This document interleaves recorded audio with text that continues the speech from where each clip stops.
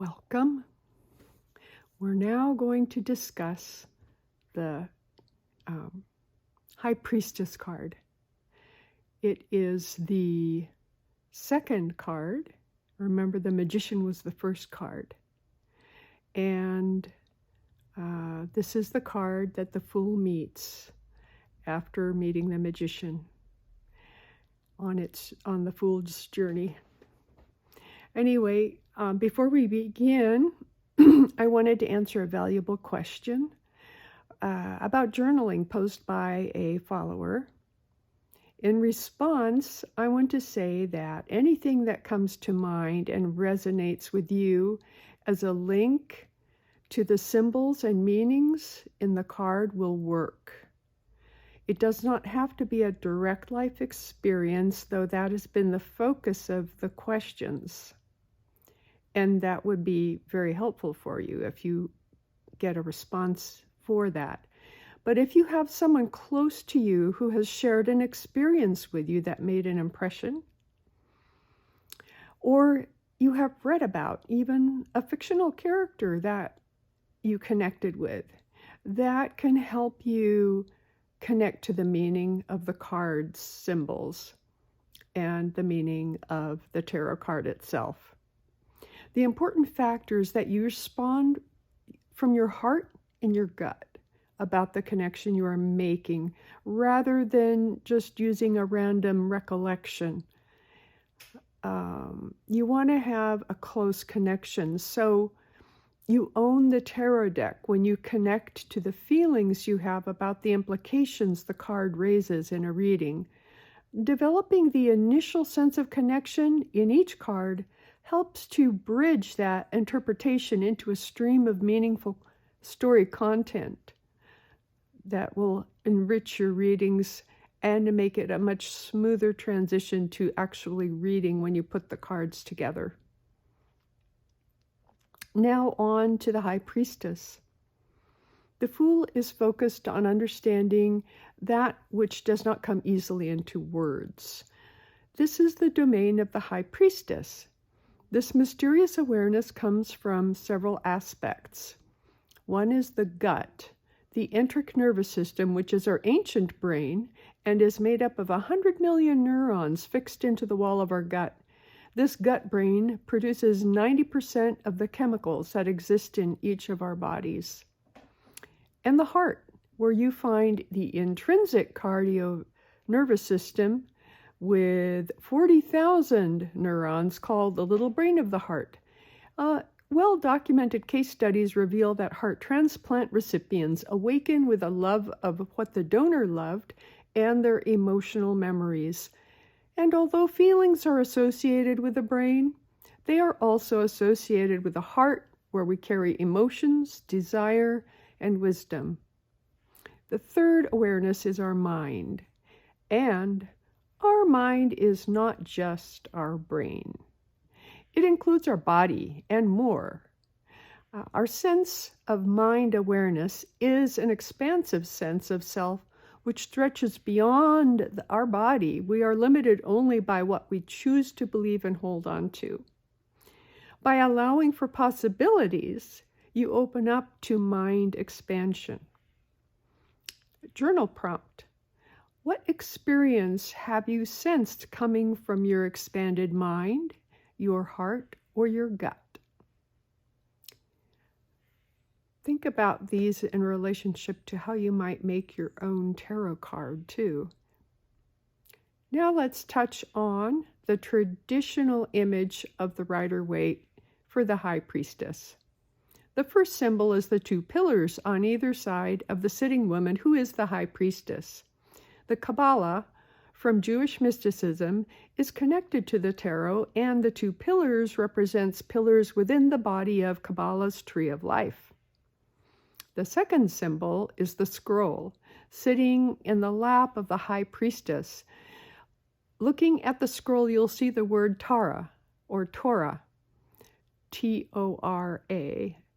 It stands for the knowledge or wisdom which we use to access deeper wisdom hidden in our old past life memories or in the DNA we carry from our ancestors and the subconscious. the Akashic Record, which is the idea that all events exist to be viewed in a spiritual library, is also associated with the High Priestess. There are many spiritual ways to view the High Priestess, and the image allows access to any way you choose. The most common way is through any form of meditation. Many tarot readers take time to meditate with this card to access deeper meaning and hidden knowledge. The Fool receives energy from this card through his childhood intuitive free-flowing ideas, intuitions, nighttime dreams, past life information, etc. You see, the High Priestess is strongly connected to the Moon card, which is the card of nighttime illusions, subconscious thoughts, and the great unknown.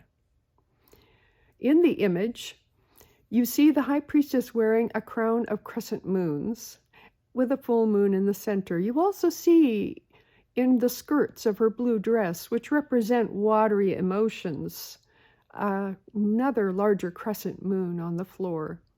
The moon's illusional energy is also reached in that transitional place between wakefulness and deep sleep. Journal prompt. Can you recall a time when you had memories of flying in your dreams or other fantastical events that inspired you when you woke? Journal about this connection you have felt with the High Priestess. The third symbol is the curtain. Behind the High Priestess is covered in images of pomegranates, the symbol of abundance gained from seeking spiritual enlightenment and symbolic of feminine divinity. Seeking spiritual enlightenment is not always done by reading or using your head knowledge. The level of connection you seek to know certain truths is done by connecting with your heart mind and your gut mind, with your body and beyond your body.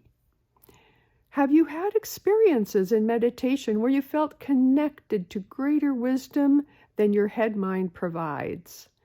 Journal about your thoughts and its value as you process into words the spiritual aspect of your life. In reviewing the symbols, think about designs of your own card. First, I mentioned the two pillars the High Priestess sits between. They create a safe, sacred space to seek your intuition. A journal prompt is, what support or belief helps hold space for you? Something like these columns. What situation allows you to connect with your deeper wisdom? Then we talked about the scroll, or the awareness of hidden knowledge. To communicate best with this card of intuition, one must trust one's own intuition.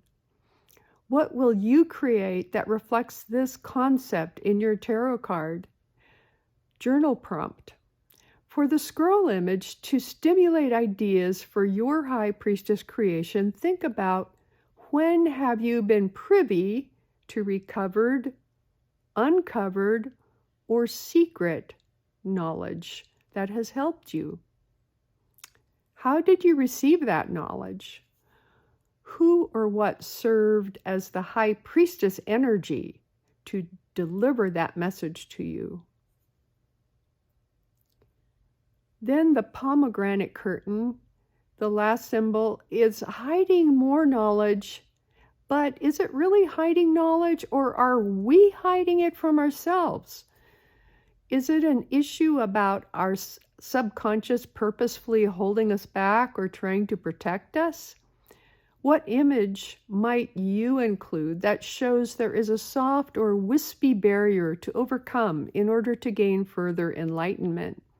The curtain is an invitation to peek behind it. It tells you that your intuition is a gateway to your spirit home world where you can stop by and pick up pieces of wisdom as needed. The colors of this card are usually done in shades of blue and white light. Sometimes the High Priestess holds a star in her lap, as well as wearing moon images. What are your ideas connecting the ever-present moon symbol to your High Priestess imagery? In every circumstance, she represents the intuition, the subconscious inner knowledge, a messenger through dreams and impressions. I highly recommend sketching this card concept in many forms and many ways as you do your art. Using your imagination will help you to connect more deeply with the many facets of meaning this card holds for you. Take a moment now to sit quietly in a chair and feel the weight of your body as you plant your feet on the floor and take some long, slow, cleansing breaths. Pull in the energy of the High Priestess and feel the tool of intuition awaken in your body. Breathing out what no longer serves you. After some cleansing breaths, just sit and thank yourself for this practice of connecting to the High Priestess and following the Fool on his journey. As you quietly come back into your awareness, consider the expansion these tarot cards are providing as you connect to your own empowering life story. My goal is to demystify the tarot. With just a few key pointers, you can make this card and every card in the tarot a very close and helpful friend. Now the Fool is aware of his intuition through the High Priestess. Please join me next time for his introduction to the Empress. I'm really delighted that you're here. I'm honored that you've come this far and listened to the third card of the Major Arcana with me. Thank you so much for being here. I look forward to hearing what you think of these sessions. And I want to say, bless you and namaste. Thank you so much.